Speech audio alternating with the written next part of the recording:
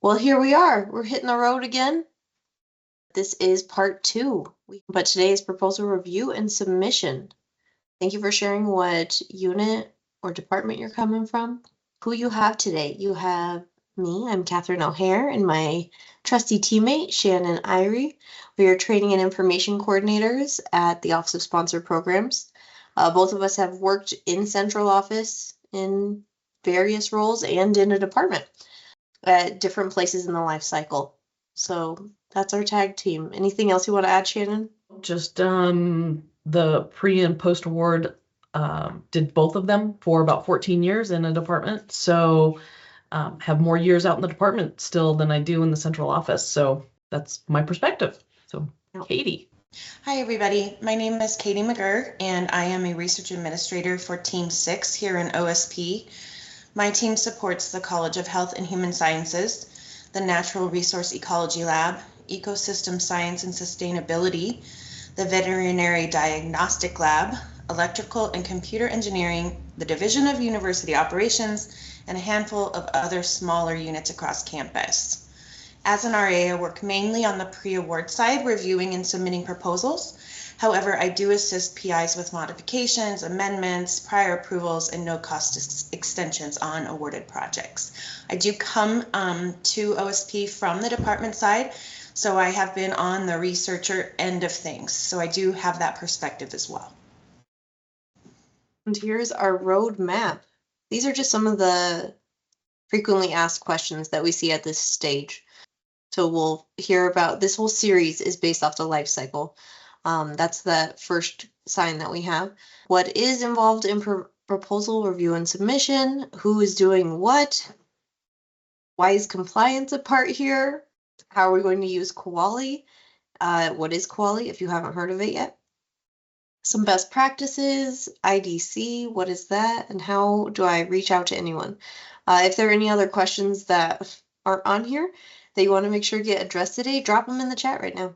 That would be helpful. We want to make sure that we get to whatever your priority is. What you needed from this session, we'll make it happen. Here's the life cycle that I mentioned. It is often seen very linearly, but we like you to think about it as a circular kind of strategy, because one proposal leads to another. One award can lead to another. The success of one can feed into another, right? So that's the mindset that we're taking as we're going into these sessions. It's a continuous life cycle. Last session, we were in the green section of proposal development. We partnered with some department research administrators and research acceleration office, RAO. And today we are moving into that review and submission stage. What is being reviewed? The proposal, the budget, all the documents that are required so that we can make it to hit that submit button. One of our resources online that we like to highlight is this roles and responsibilities matrix. It's a tool that was developed by campus several years ago. You can find it on our guidance page, and it's broken out into different sections. So you can use the interactive web pages to look at one section at a time, or you can go to, on the guidance page, there's one big master sheet, and you can use your Control F, for instance, if you're trying to find where is it that, who submits it, who's responsible for signing, who's responsible for reporting or requesting a new PI. Maybe those are the things that you have a specific situation you want to look at, right? So this is just a clip from the pre-award one. Some things I want to highlight from it. So it has the orange bars, like the high level role that's happening. And then underneath it, you have all these different responsibilities that can happen.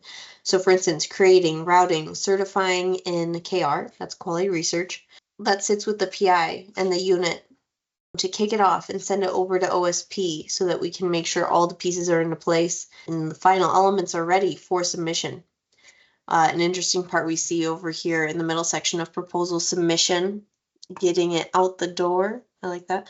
Predominantly, we need to submit with an authorized organizational representative, an AOR, and that's going to be OSP. So you see that as primary.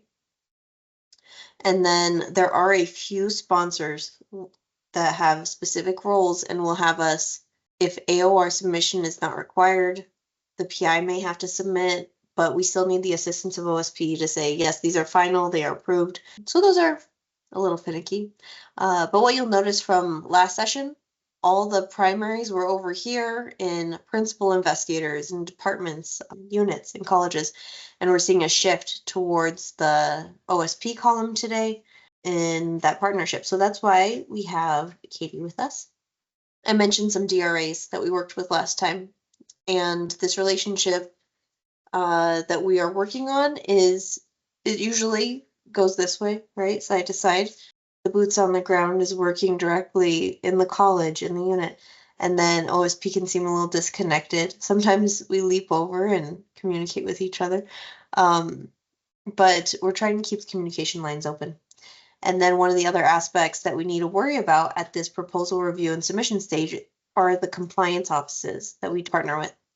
And the role that OSP specifically has with them is verifying, validating that information is ready for submission. Certain approvals in compliance need to be done prior to our submission, and some need to be done prior to award acceptance.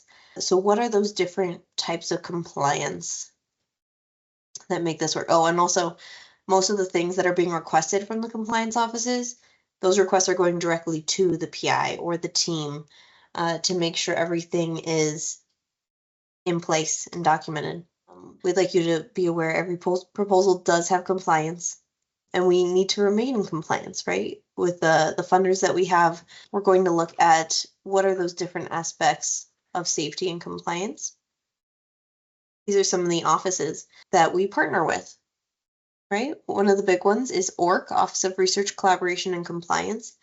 And then, though, when we're talking about every proposal has compliance, the big one that we think about on every award is conflict of interest.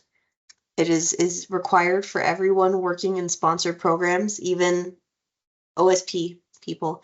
Like, I need to do it, Shannon needs to do it. Our authorized representatives need to report their conflict of interest too, and it relates to your time commitments and financial. Katie, you also brought up that NIH has a specific financial conflict of interest that they require, that training, every 4 years. Do we have anyone in the audience that does NIH funding or branch funding? Because that would be, if you have any questions about that, it's on that same COI reporting page. Okay, some other things that you might see involve export controls, responsible conduct of research, human, animal subjects. There are different quality assurance aspects that our campus has to comply with. And yeah, and biosafety. So we're skimming over it a little bit today. If you have any questions about these, we can connect you with the right people on campus. Did I hit all those? Do you guys have any thoughts before we move on to the next section?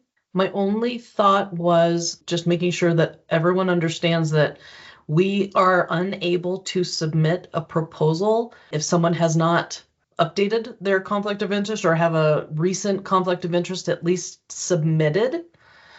So Katie, when she goes through and does what she does at sponsored programs, that's one of the checkpoints that she has to go and take a look at, is whether or not that conflict of interest has at least been submitted. And then we are unable to make an award unless that conflict of interest annual statement has been approved. And that is because we have told our federal sponsors that that's what we will do. It's part of our representations and certifications that we give to our federal sponsors in order to propose and submit, to propose and then accept awards. So yes, those federal sponsors dictate a lot of what we do. Being at an institution of higher ed, a lot of our practices, a lot of our policies are in place because of that. And they are our main funders. Katie, I'm passing it over to you. Okay, so I'm going to talk to you a little bit about OSP's role in the proposal review and submission process.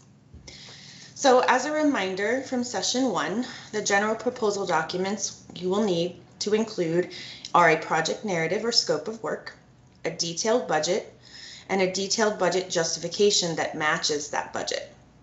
Sponsors are getting more and more picky about being very transparent regarding where costs are coming from. So the more detailed, the better. Also, depending on the sponsor, there will likely be ancillary documents, things like bio sketches and current and pending. So you'll want to read that RFP or NOFO very closely. When developing a budget, be sure that the costs are reasonable, allocable, allowable, and consistent. So for example, you'll want to have like a reasonable equipment quote if you have equipment in your proposal. Your OSP-RA will also be looking for that as compared to the work presented in the project narrative and scope of work. So QALY. QALY is our ERA system and is maintained by OSP. It is the system of record, and all proposals for extramural funding must have a record in the system. The record must contain correct sponsor information, key personnel, have a budget, budget justification, and a statement of work attached.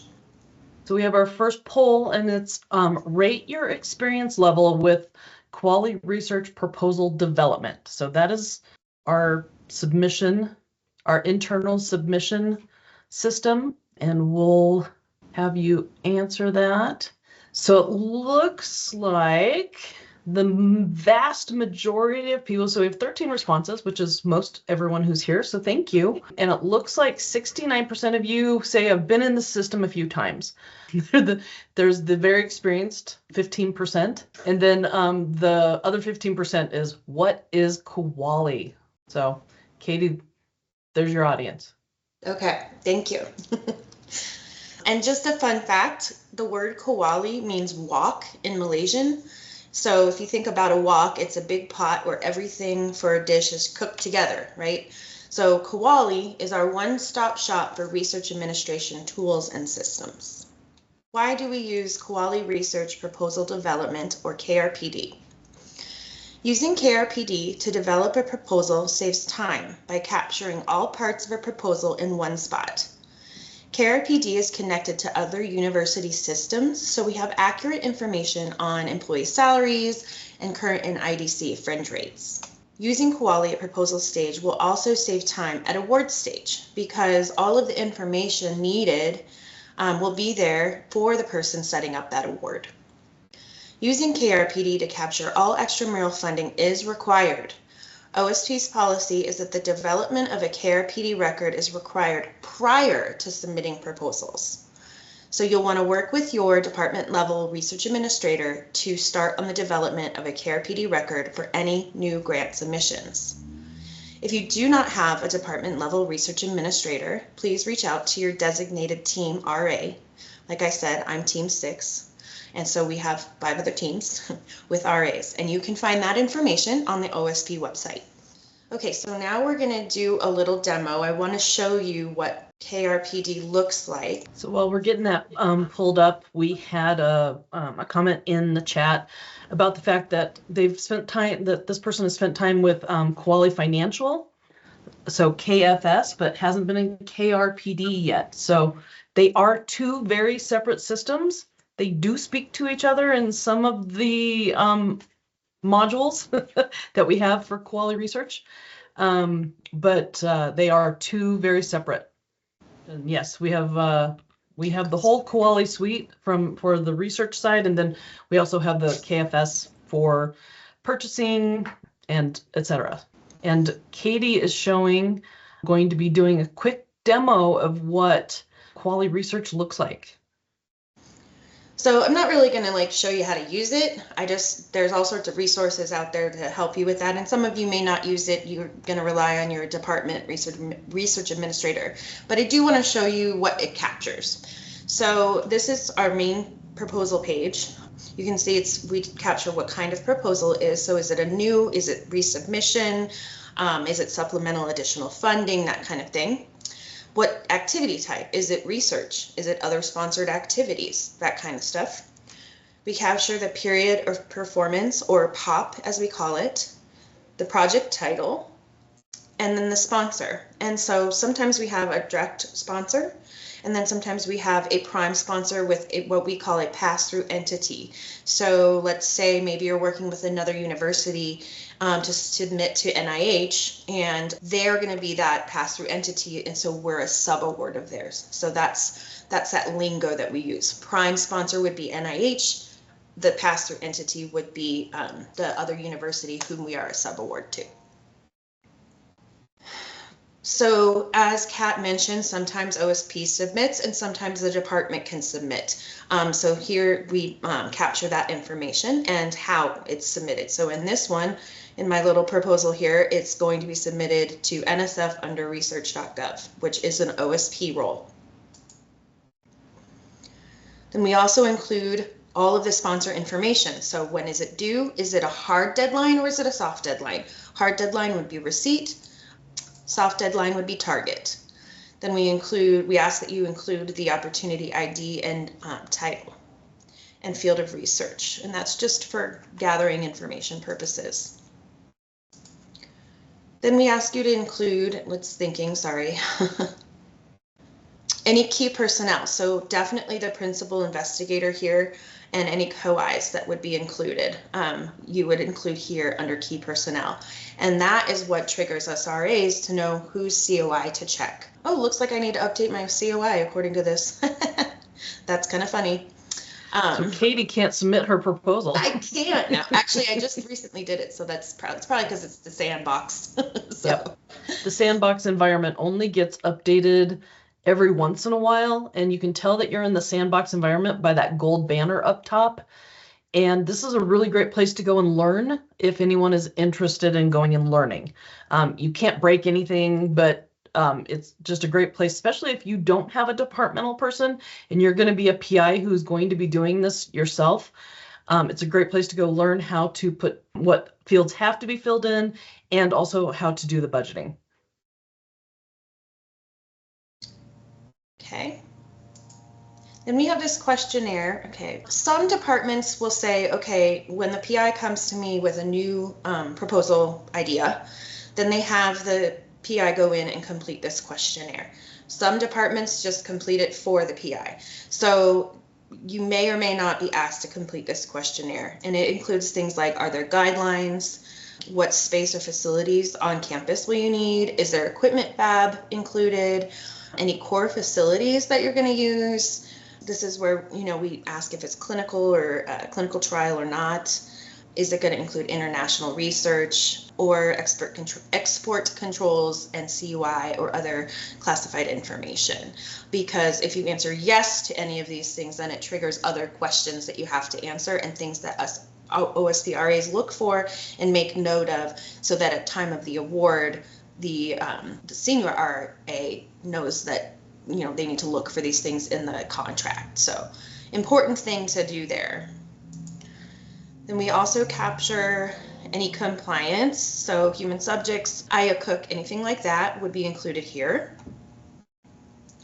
And then this is where the meat of the proposal is. So this is where we ask that you upload the scope of work, the budget justification, any other pertinent documents that may help the OSP RA in their review. At minimum, and we'll talk about this here in a minute, we want a scope of work, a budget justification, and then of course the budget, which is the next tab. So then we have our budget, and I'm going to open this and just quickly show you.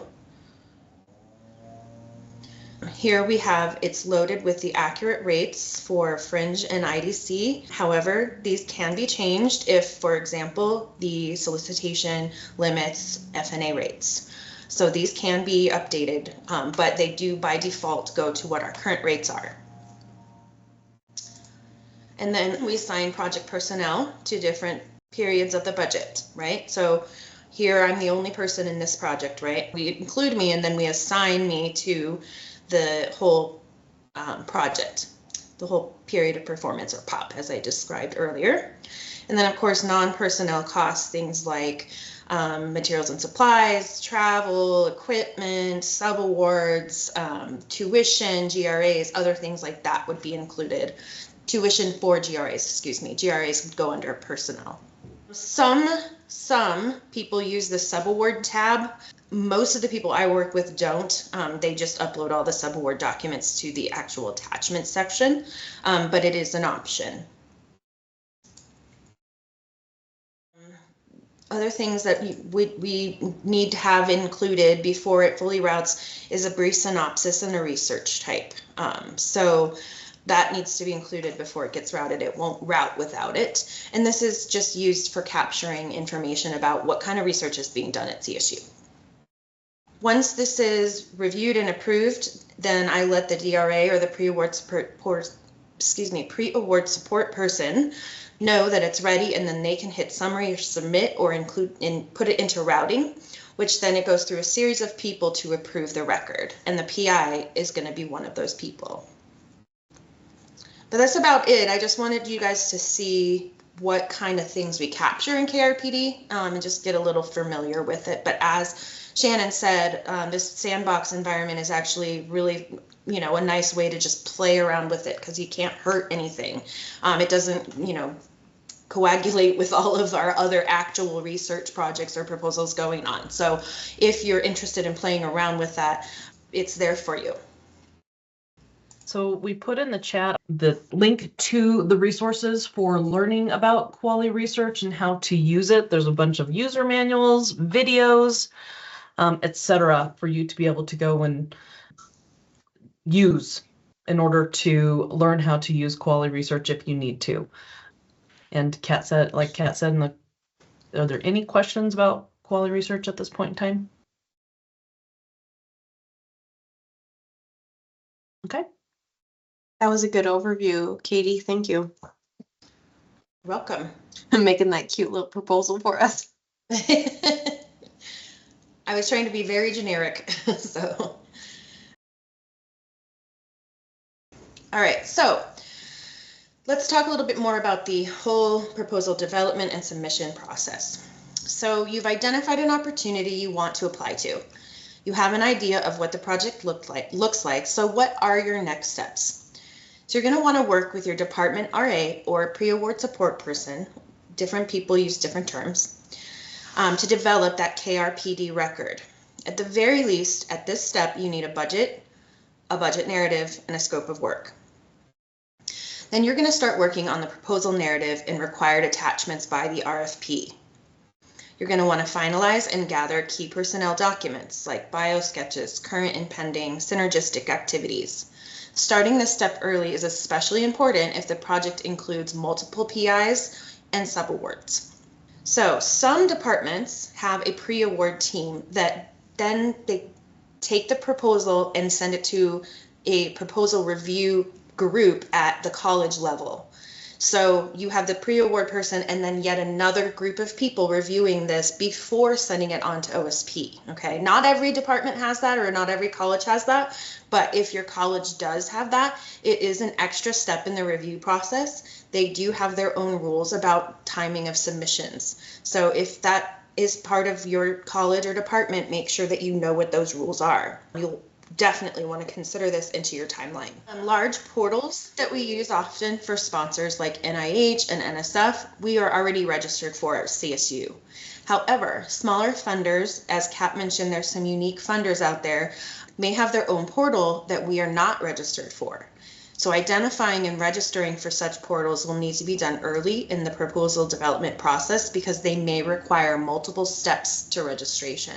And from a strategic standpoint, you will want to contact the proper people as far in advance as possible once an opportunity has been identified that you want to apply to.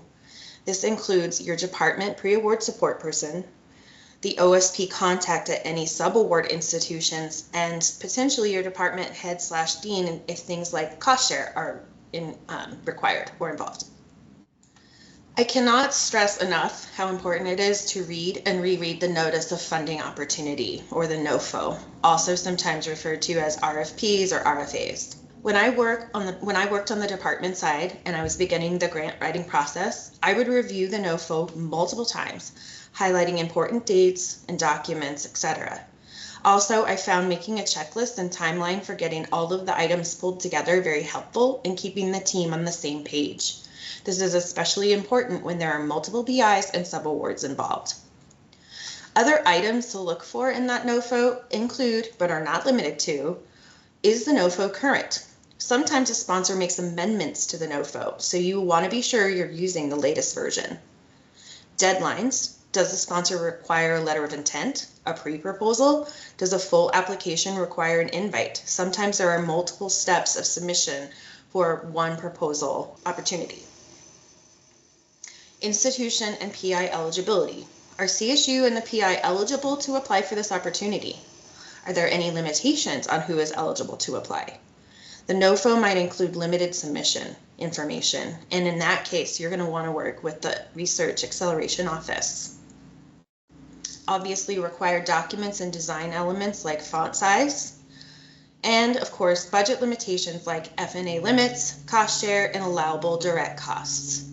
Please do keep in mind that if FNA is not limited by the NOFO, then CSU expects all proposals to include our full FNA rate. Indirect waivers are rarely being approved these days, so don't count on them. Also, keep in mind that CSU frowns upon voluntary cost share, meaning the NOFO doesn't require it, encourages it, but it doesn't play into the merit review at all. That would be considered voluntary cost share. And if you have any questions about the process, please reach out to your department level pre-award support person, your OSP RA, or even a colleague that has a lot of experience submitting proposals. In order to provide a thorough and comprehensive review, OSP asks that we receive your budget at least 5 days before submission deadline. This gives us time to review and fix any errors that may arise. OSP reviews proposals on a first in, first out basis, meaning if your proposal is coming in at the last minute, we do not drop everything else to review it. So it is in your best interest to follow this 5-day guideline. At this point, OSP needs a budget justification, and scope of work or project summary. Once these elements are pulled together and in KRPD, your pre-award support person will ping OSP to review. We ask in the email requesting review that the subject line include the KRPD number, the PI last name, and the submission date.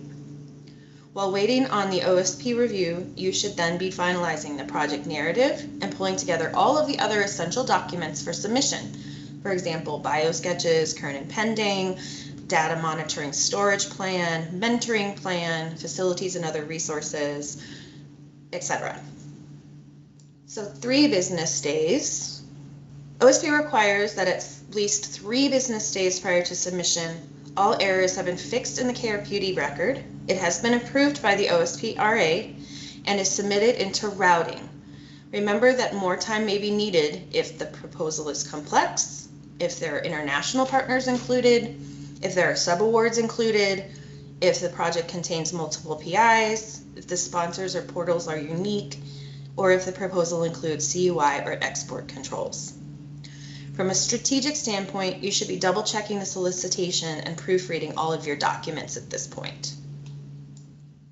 And now onto 1 business day. At least 1 day prior to submission, all of your proposal elements should be final and uploaded to the portal for submission or ready to be sent as an email.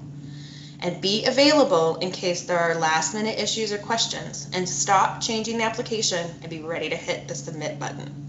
And I'm going to use this opportunity right here to just say, we say at least 5 business days, at least 3 business days, at least 1 business day. You can always get it to us before that. You don't have to wait till the 5, to the 3, to the 1. We appreciate it when they come sooner than that. So keep that in mind. That's why I'm saying at least. Especially with the holiday seasons coming up, we need to be proactive, thinking ahead. Do you have a deadline that somehow coincides with a holiday that CSU is out for? Mm-hmm. And OSP is very good about, being closed on those holidays and stuff like that. So, we're not expected to work past those business hours. Okay, so keep that in mind as well. That's exactly what I was going to say. Let's highlight the fact that you guys only work until X amount of time. And even if a proposal deadline is at midnight, our OSP people are not here. They're not there at midnight waiting for your proposal to be completed. Yeah. So make sure you know what your RA's, your OSP RA team's work hours are, so you know that you're not sending it to them 30 minutes after they've logged off for the day, because then they won't see it till the next day. So what does OSP review prior to submission? And the answer to that is it depends. And the reason that it depends is because of timelines. So if you follow our guidance and get things to us to review with an appropriate amount of time, at least 5 business days before submission, Then we are able to perform a comprehensive review. This includes reviewing the sponsor guidelines thoroughly, looking for things like budget limitations, required documents, required cost share, etc., and thoroughly reviewing the KRBD record, including the budgets and subaward documents. We check for current COI and FCOI compliance with university requirements. We also check for matching titles between KRPD and the portal, which brings me to a point too. I know a lot of times PIs like to change their titles at the last minute. So when that happens, we really would like for you to change the title in KRPD because we need it to match what we submit so that we can match it up if, when it comes back as awarded. So again, checking for matching titles, confirming that required documentation is included in the portal and that the KRPD budget matches the portal budget. We also confirm any compliance requirements like IRB, IACUC, those kinds of things, and complete any applicable assurances, representations, and certifications. If you get us a proposal to review last minute, then we perform what we call a cursory review, which could mean that your proposal is submitted with missing documents or non-compliance with sponsor guidelines at no fault to the OSP-RA. It is in your best interest to get us your proposal as early as possible so that we can avoid issues at submission time. Also remember that sometimes the portals can be glitchy, so waiting until the last minute to submit can be dangerous. So before we go any further, were there any questions about that timeline and the fact that OSP does have a timeline for proposal submission? And I think it makes sense. We have to have a certain amount of time in order to get a good product out to our sponsors. So that's leading me into this. Let's be strategic. Let's learn from what we've done in the past, what worked or what didn't work. Sometimes we learn more from the things that didn't work the first time than we do from the things that did work. If you had a submission that didn't go well, or you didn't have everything that was needed at proposal stage, it could cause delays in awards getting set up if you are funded. So if we didn't address cost share because we didn't have time, if there was a sample contract, for instance, and there's unacceptable terms in there that CSU just can't get around, there's a possibility that we can't even accept that award. Also compliance. So compliance things need to be addressed prior to us making an award. So again, let's be strategic and let's learn from how things went in the past. So here's our title page, Indirect Costs. I am sure that there are a lot of you out there that have had either someone tell you about their feelings about indirect costs or you have feelings about indirect costs. So we're going to run a quick word cloud. So when you hear the words indirect costs, what do you think about? Okay, so here's some good ones. Support for people, F&A, university support, facilities, ambiguous, successful, good, administration, lights and heat, administrative support. So the one that's getting the most on here, because it's the largest, it's the word support. So thank you for doing that. Word clouds are fun. I like the word clouds. So support for people is one of the things that come out. So, but what we wanted to kind of talk to about is, what are indirect costs? Why do we have them? And how do we apply it? And then, what happens when it gets returned? I know this is a lot of little tiny words on the page, this pictorial version of what F&A costs are and how we fund federally sponsored research. But let's talk about F&A costs first. And the F&A costs are depicted in this right-hand side of this picture. And F&A costs, sometimes called indirect or overhead, they are real costs that the institution incurs in support of extramural activities. But they can't be readily identified with a specific project or institutional activity. Because indirect costs cannot be readily identified with a specific project or activity, these costs are grouped into common pools, and that common pools are usually facilities and administrative. So let's define a direct cost then. A direct cost is an expense that can be identified specifically with a particular sponsored project or other activity with a high degree of accuracy. So let's look at that circle on the left-hand side.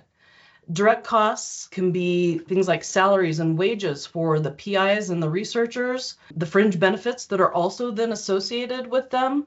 It could be materials and supplies, that you need for running a lab, or let's say you're doing potentially not a lab-based activity, but let's say you have a survey or something of that nature. It could be potentially even like pens and paper in that instance. You could have equipment, but it's also travel associated with the project in order for you to disseminate results and for sharing your research.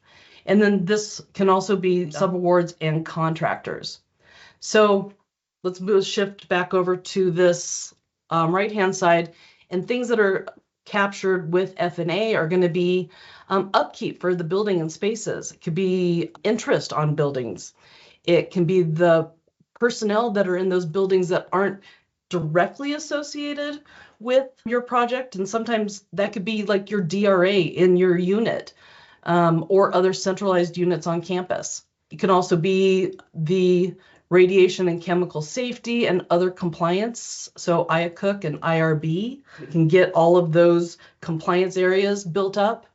It's secure data storage, internet, telecommunications, lab equipment. Also, it can be it's also the libraries and the research facilities, utilities. So indirect cost rates are negotiated with the federal government every 3 to 5 years ish. We've been more on the 5+ just because over COVID, things had a tendency to be going a little bit longer.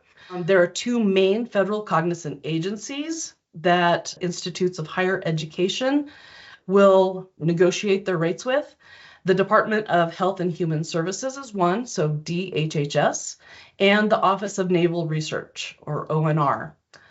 Since we here at CSU receive most of our funding from NIH and NSF, CSU's cognizant agency is DHHS, and our negotiated indirect cost rate agreement, or sometimes you might hear that be called the NICRA, for the activities of organized research, instruction, and other sponsored activities can be found on our website at the Office of Sponsored Programs. But actually, it's Business and Financial Services who is the official carrier, because they're the ones who actually do the negotiations on behalf of CSU. Earlier during Katie's KR demo, you could see when she said the rates were automatically in the system. These are some of the rates that you see. The IDC rate, the fringe rates. Yep, and these are automatically loaded into KRPD. So when you use the budgeting module in KRPD, you're going to get the most accurate budgeting that you can get. Each of these rates are negotiated with DHHS. They're using real costs for research and from an established base year. So fun fact, right now we are currently in our base year. FY25 is the base year where we're actually collecting all those costs for those specific activities. Some of you who are in very research heavy departments, you may actually be asked to assist in gathering these costs by helping with the space survey in your department. So CSU has rates for the activities above. So we have an active rate for research activities, instructional activities, and other sponsored activities. Some institutions or some other universities or medical facilities, they may have other types of activities that they have a negotiated rate for, and that's based on the type of work that they do.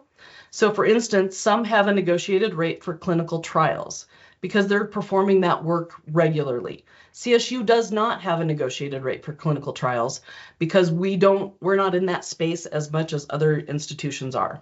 It is important to remember that indirect costs are a form of cost recovery. It is a reimbursement of expenses that we have already incurred at CSU.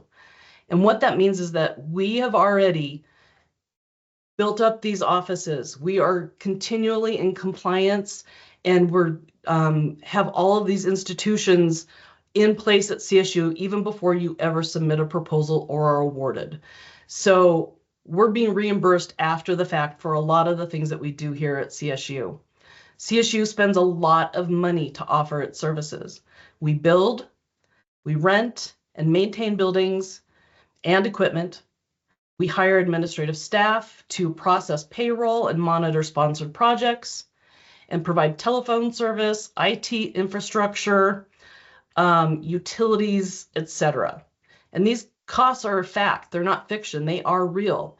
And you would not be able to do your research unless we provided all these things up front. And because institutions rarely recover their fully negotiated F&A rates, only in very unusual circumstances will the university agree to waive F&A.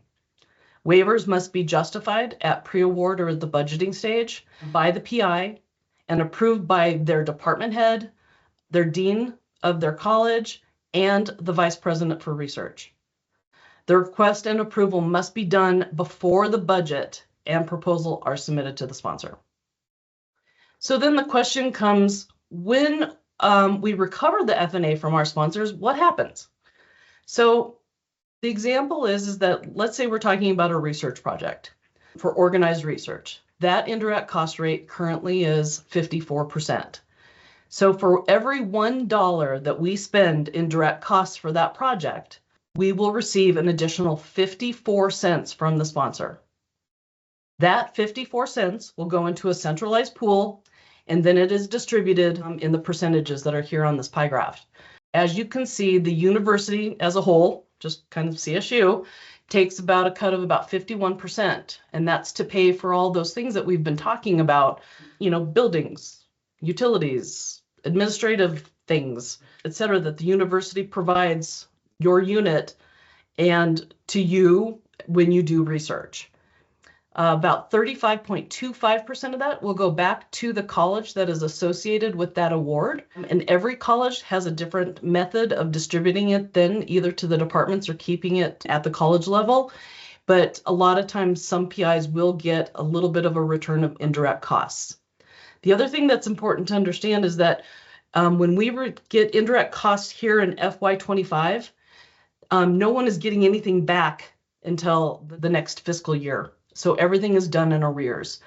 And those indirect charges are also then disconnected from your project. So they can be used for other things. So they are not obligated to be used for the project that they are associated with. I had to look these up. So I wasn't sure, or I had to look this one up.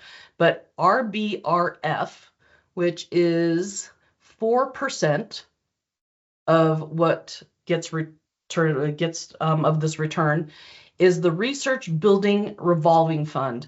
And from what I can gather, a lot of times when new facilities are needing to be built for research purposes, this building fund is one of the areas that helps to fund some of those research buildings.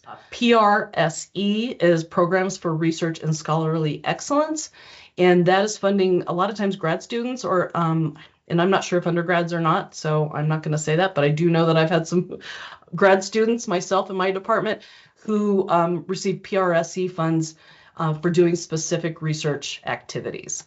Okay. I know that this was a really high level indirect cost rate thing, so I'm just putting it out there. Does anyone have questions about indirect costs? And in particular, the person who said that indirect costs were ambiguous. Did we answer any questions today about that? Well, I'm going to launch one more poll here really fast. So just out of curiosity of everyone, does anyone have any plans on submitting a proposal? And we kind of gave some timelines, less than a year from now, greater than 1 year, or you currently don't have any plans. So it looks like there are quite a few people that do have plans on submitting a proposal in less than a year.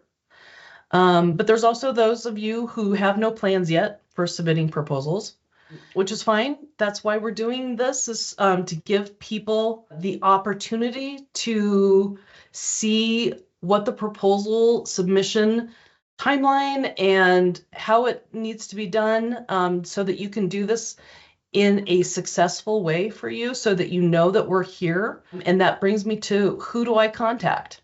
So here at the Office of Sponsored Programs, we do have a staff page. Katie mentioned that we do have 6 teams, and these are every department, college, unit has a specific team that they will go to. And we have those team portfolios. They're also on this webpage. So if you are unsure what team that you work with, there's the team assignments that are on here, and they're with each and every team. And here are also the people that you will work with here at Office of Sponsor Programs. So any questions, any final thoughts, Katie and Catherine? These are the next two, we have 2 sessions coming up next semester that incorporate these next 3 categories on the life cycle. When we're looking at award, that post-award stage. Yep. And the whole award side of it, so that's session 3. It is sometimes a little nebulous. You don't know where you're at. You know, you got an award, you're excited, you want to get started, and there's a delay. And so this is our way of telling you what we can do to help you with that, to make sure that things are done ahead of time and strategically, like we keep saying, so that you can get your award as quickly as possible. And then honestly, I know that a lot of people thinks that I got the award, so I'm all done. Everything's great. But you then have generally 3 to 5 years in a proposal. And so those post-award processes are really important. And it's also the area where we are most audited by our sponsors. So just because you think that, you know, doing this proposal is the most important part, post-award is very important in making sure that we're doing it compliantly. I have one more thought to share. Yeah. So it is my philosophy, as well as I think a lot of other people's philosophy in OSP, that we are definitely the compliance office in terms of, you know, proposal submission and all that. But we're also customer service for you. You know, we're here to make sure that your proposals are as strong as they can possibly be, and for, you know, to at the highest possibility to get funded. And so please keep in mind that that's, you know, that's kind of what the OSP office is. We are definitely, you know, compliance with, you know, guidelines about what's going on with submitting to federal sponsors and whatnot, but we are here to help you. So if you have questions, do not hesitate to reach out. And you can always start with your team, whatever team you're assigned to, your RA or SRA. And we're always happy to answer questions. I'd much rather you come to me early in a process than wait to the last minute and are very confused about stuff. So keep in mind, we're here to help. Thank you, Katie. Let us know how we can support you. Thank you for joining us today.